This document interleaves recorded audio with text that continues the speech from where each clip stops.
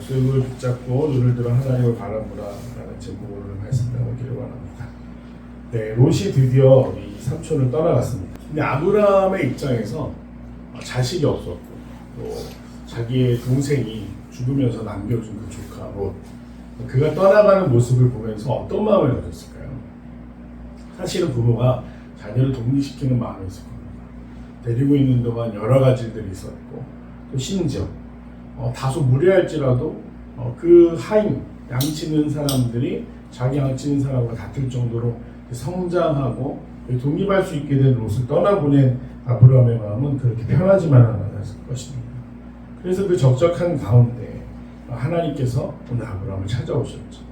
마음 한켠이 굉장히 외롭고 또 조카에 대한 걱정으로 근심하고 있는 아브라함에게 오셔서 이 롯이 자식 같았을지언정 자식은 아니었지 않습니까?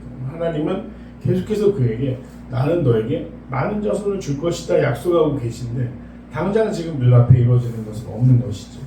그 적적하고 외로운 가운데 있는 아브라함을 하나님이 찾아오셔서 위로해 주십니다. 어떻게 위로하시느냐?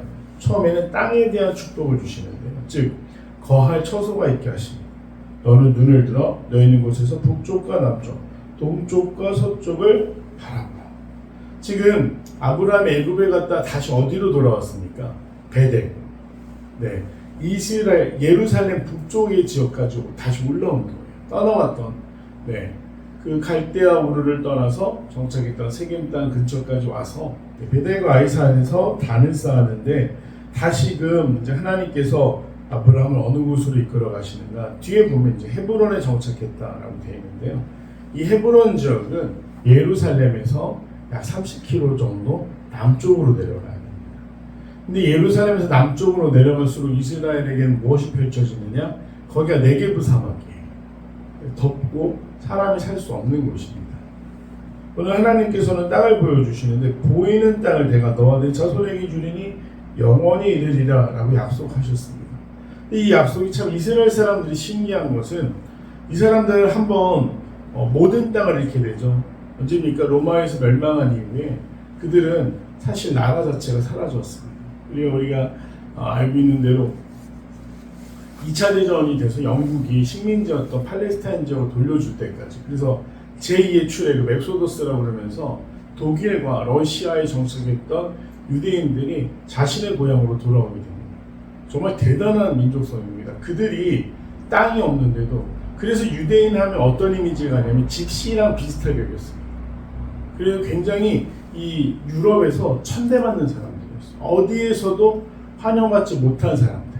그런데 재미있는 것은 필요한 사람들. 유대인들이 주로 뭘 했습니까? 이 고리대금, 금융업을 했고요. 또 하나, 그 금융업이 가능했던 게 무엇이냐면 내부적으로 결속이 굉장히 대단했기 때문에 아무것도 없는 상황에서 서로 돈을 모으고 돈을 빌려주고 그것을 나눠서 공동체를 유지하는 것에 정말 탁월한 사람들이었어요. 두 번째로 뭘 했냐면 이 솜씨가 좋아서 세공이나 뭘 만드는 일들, 장인 같은 것들을 많이 했다고 합니다.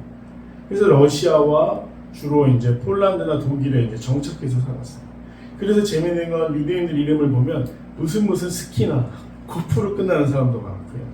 또 독일식 이름을 가진 사람들도 많아서 자기들이 지금 현대 유대인들은 너가 독일계냐 러시아계냐 라고 얘기할 때 그 이름, 조상들의 이름들, 그 할아버지 이름들 보면 알 수 있다고 합니다. 근데 그런 그들이 사실은 그곳에서 정착하고 살아도 됐습니다. 그 사람들의 일부로 살아도 됐어요. 근데 그들은 그 거부를 했어요. 여호와만 섬긴다. 자신들만의 회당을 만들고 그들과 섞이기를 거부했습니다. 그래서 어떻게 됩니까? 유럽은 캐톨릭이 사실은 거의 법이었고 캐톨릭이 유럽을 다스린 역사가 1000년이 넘습니다.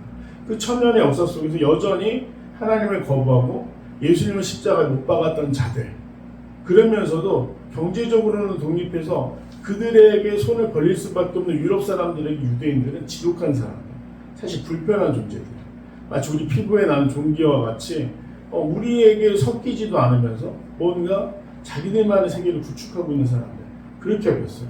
그 근간이 뭐였느냐? 오늘 하나님은 우리는 언약의 백성입니다. 이들과 다르게 하나님은 우리는 언약의 백성입니다. 그렇게 해서 계속 토라와 말씀을 후손들에게 가르치죠. 근데 그게 몇 년 동안 이루어진 것입니까? 거의 2000년을 이루어진 거예요. 로마에서 나라가 멸망하고 나서 뭐 특별한 어떤 이스라엘이라는 국가의 이름은 지도에서 지워졌습니다. 그런데 재미있는 건 영국이 왜 그렇게 했는지 모르겠지만 팔레스타인 지역에 다시금 이스라엘 백성들을 돌아오게 할 때 놀라운 건 그들이 이미 내가 유럽에 정착해서 살고 있는데 러시아에 정착해서 살고 있는데 다시 고향으로 돌아가야 될 이유가 없습니다. 왜냐하면 그건 막 옛날 옛적에 라고 하면서 들려주시던 옛날 이야기라도 같았는데 이들은 그러지 않았어요. 그곳에서 있었던 정착했던 모든 터전을 버리고 돌아온 국가를 다시 세우고 대단한 나라 아닙니까? 지금까지도 이 강원도보다 약간 큰 그 땅이 지금 그 중동의 정세를 결정하는 나라가 됐어요. 엄청난 강대국이죠 사실. 아무 곳도 없었고 또 이번에 가자 전쟁을 하면서 많은 국제기구나 이 여론들이 이스라엘보다 너무 심하다 그만해라는 말을 하는데 그들이 끝까지 밀어붙이는 그 힘이 뭐 어디 있겠습니까? 단순히 미국이랑 친하고 네타냐후라는 총리가 그 트럼프 대통령이랑 친해서 그럴 수 있었습니다. 그들은 그 땅이 자신들의 선조에게 하나님이 주신 약속의 땅이다. 오늘 아브라함을 통해서 하나님이 맺어주신 언약 가운데 있다는 걸 수천 년이 지나도록 지키고 가장 중요한 원칙으로 삼았기 때문입니다. 그래서 보이는 땅을 내가 너와 내 자손에게 주리니 영원히 이르리라 라는 하나님의 말씀은 정말 우리가 짧은 인간의 소견으로서 보면 없어졌던 나라, 이제는 흔적만 남아서 신화 속에 있는 나라와 같았던 곳이 어떻게 다시 재건이 되고 또 국제사회의 중요한 나라로 역할을 하는 것을 보면서 그 언약의 말씀은 정말 시간이 지나도 그리고 우리가 생각하고 있는 질서와 규칙을 넘어서서 역사하시는구나 라는 것을 알 수가 있습니다. 또 16절에 내가 내 자손이 땅의 티끌 같게 하리니 사람이 땅의 티끌을 능히 셀 수 있을진데 내 자손도 세리라 라고 얘기하시면서 이 롯이 떠나서 자식을 잃은 것과 같은 마음이 있는 아브라함에게 하나님이 위로의 말씀을 주십니다. 단순히 위로를 끝났습니다. 그렇지 않죠. 오늘 그 말씀을 이삭을 통해서 또 이스마엘을 통해서 이루어지는 것을 볼 수가 있습니다. 그래서 아브라함에게 실제적으로 너는 일어나서 그 땅을 종과 횡으로 두루 다녀보라. 내가 그것을 내게 주리라 라고 말씀하셔서 그 하나님의 말씀 앞에 아브라함은 또 순종을 하게 됩니다. 그래서 어떻게 되느냐? 장막을 아예 헤브론으로 이주해서 하나님이 보여주신 곳에서 동서남북을 바라보면서 하나님의 역사가 어떻게 이루어지는지를 기다립니다. 그런데 참 헤브론이라는 지역이 이 헤브론이라는 지역이 원래 이름 뜻이 그 기럇 아르바인데요. 이 뜻이 헤브론이라는 건 연합, 동맹, 친구라는 뜻을 가지고 있고 이 기럇 아르바라는 것은 4개의 도시라는 이름을 가지고 있습니다. 아마 우리가 볼 때 사막 근처에 가까워서 굉장히 우리가 척박한 땅 그렇게 또 인간적인 관점에서 볼 수 있지만 굉장히 많은 길들이 이어지는 곳에서 중요한 역할을 했던 곳이라고 합니다. 굉장히 그 여리고성만큼이나 오래된 역사를 가진 도시고 그 헤브론으로부터 이제 가나안 예루살렘으로 이어지는 길 또 동쪽과 서쪽 남쪽으로 이루어지는 가장 교통의 허브였던 것이 고대 헤브론이라는 도시였다. 그래서 아브라함은 아브라함이 있을 때 그곳에 성이 세워졌던 것은 아니지만 하나님의 그 말씀 동서남북을 잇는 교통의 요지였던 그곳에 정착하고 그곳에서 하나님의 약속 즉 이제 나에게 자손을 주실 것이고 그 자손을 통해서 복된 나라를 세울 것이라는 그 기대감을 가지고 이주하게 되는 것이죠. 그런데 당장 눈앞에 보이는 것은 무엇입니까? 사실은 그 모든 것이 이루어진 게 아니라 하나님의 말씀만 남아있는 상태였어요. 땅도 척박합니다. 아직 자식도 없습니다. 그럼에도 불구하고 아브라함은 하나님을 끝까지 신뢰해서 아브라함이 아마 하나님께 축복을 받은 가장 큰 이유는 그것일 것이죠. 그 개인으로 보면 사실 의심도 많은 사람이었어요. 어떻게 알 수 있습니까? 닥치지 않은 일, 벌어지지 않은 일에 대해서 엄청나게 걱정을 했어요. 내가 애굽 땅에 가면 죽을 수도 있다. 누구 때문에? 아내 때문에 죽을 수도 있기 때문에 당신 나의 여동생이라고 해라. 라고 했고요. 하나님께서 책망받은 이유로 돌아와서 다시 축복 속에 놓이게 되는데 어떻게 됩니까? 여기서 아브라함이 아까도 말씀드린 것처럼 25년을 기다려야 되는 그 상황 가운데 13년째 어떤 일을 저지르죠? 하갈을 통해서 이스마엘을 얻는 거죠. 그 또한 하나님의 말씀을 온전히 신뢰했다고 볼 수 없어요. 그럼에도 불구하고 그 하나님께 어떤 이런 축복을 받을 수 있었을까? 하나님이 아브라함은 연약하지만 그가 가지고 있는 가장 좋은 성품, 하나님의 말씀에 순종한다. 순종은 곧 믿음을 의미하죠. 그렇기 때문에 이 아브라함을 통해서 오늘 내가 가장 중요한 곳에서 나 여호와가 하나님을 나타낼 수 있는 너로 큰 민족을 삼겠다라는 약속을 주시는 거죠.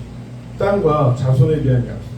아브라함의 생각과 다르지만 또 기다려야 했지만 하나님의 언약이 어떻게 되었습니까? 그를 통해 이루어졌고 우리가 그 아브라함을 믿음의 조상이라고 말할 수 있을 정도로 놀라운 은혜와 축복을 얻게 됩니다. 오늘 말씀을 보면서 정말 우리가 어제 또 성경 보면서 믿음에 대한 이야기를 있지 않습니까? 믿음이 히브리서 11장 1절에 뭐라고 되어 있죠? 믿음은 말하는 것들의 실상이고 보이지 않는 것들의 증거라고. 그래서 선진들, 즉 아브라함이 그렇게 하나님의 은혜를 얻지 않았느냐 이것도 배우게 되었습니다. 우리가 바라는 것들 끝까지 믿음을 가지고 기도하시기를 바랍니다.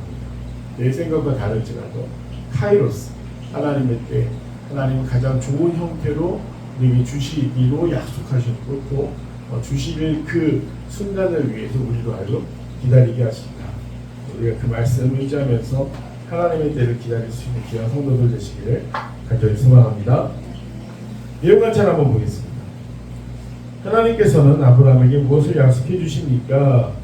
여기 15절 17절에서 땅에 대한 것들만 등장하고 있는데 땅과 자손을 약속하셨죠. 땅과 자손을 약속하십니다.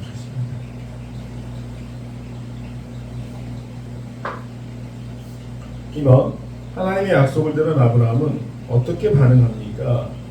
헤브론으로 그 즉시 이주했죠. 동서남북을 바라볼 수 있는 땅으로 이주해서 하나님의 때를 기다립니다. 헤브론으로 즉시 이주했습니다. 자, 연구 3번 아브라함이 남쪽 헤브론으로 이 땅에 이동해 제단을 쌓은 이유는 무엇입니까? 당장 이루어진 것은 없습니다. 하지만 그가 그곳으로 이동했던 것은 하나님의 약속을 신뢰하기 때문입니다. 하나님의 약속을 신뢰합니다. 우리가 보통 하나님의 응답을 기대할 때 바라는 것은 무엇입니까? 좀 상식적인 거. 어떤 기미나 전조도 있어야 되고. 그래서 이 정도면 가능하겠다라고 생각해 보게 되죠. 하지만 거기에 하나님의 생각과 하나님의 능력과 나의 생각 중에 무엇이 더 크게 작용하겠죠? 내 생각입니다. 우리가 그래도 이 정도는 돼야지. 이런 것들은 필요하지. 이렇게 돼야지. 라고 생각하지만 하나님이 사실 능력이 없었어요. 우리의 생각대로 순차적으로 해야 되시는 분은 아니지 않습니까?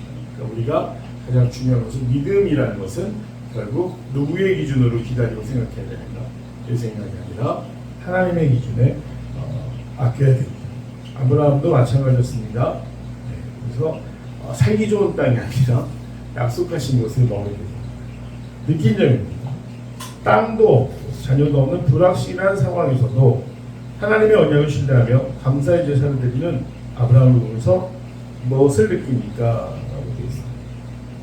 정말 대단한 믿음이죠. 이게 믿음 아니겠습니까? 우리가 인간적으로 생각할 때는 안 될 이유가 더 많은데 아브라함은 하나님의 말씀 딱 하나만 붙들고 그것이 될 이유다 라고 신뢰했던 것이죠. 그래서 불안과 염려는 우리의 믿음을 자꾸만 가로막지만 우리 하나님의 역사를 온전히 바라보지 못하게 하지만 그럼에도 불구하고 하나님의 말씀을 신뢰할 때 그 신뢰한 사람들은 언약이 이루어지는 믿음의 증거가 된다. 우리가 그런 것들을 느낄 수 있습니다. 불안과 염려를 하나님께 맡기는 것이 진짜 믿음입니다. 결단과 적용. 하나님의 약속을 잊은 채 불확실한 현실만 보며 불평한 적은 언제입니까? 하나님께서 주신 비전과 기도 제목을 다시 붙잡고 믿음의 길을 걷기 위해 무엇을 실천하겠습니다. 저는 요새 저를 향해서 주시는 말씀 같아요. 하나님 정말로 그 언약의 말씀을 믿고 기다리며 지금 기다리겠습니다.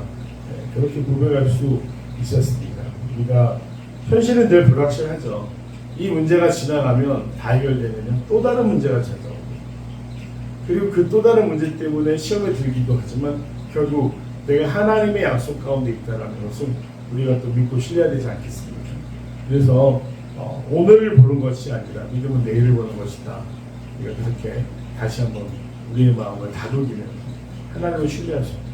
또 그것이 내 혼자의 노력으로 참 어렵습니다. 또 무엇을 위해서 기도해야 될까요?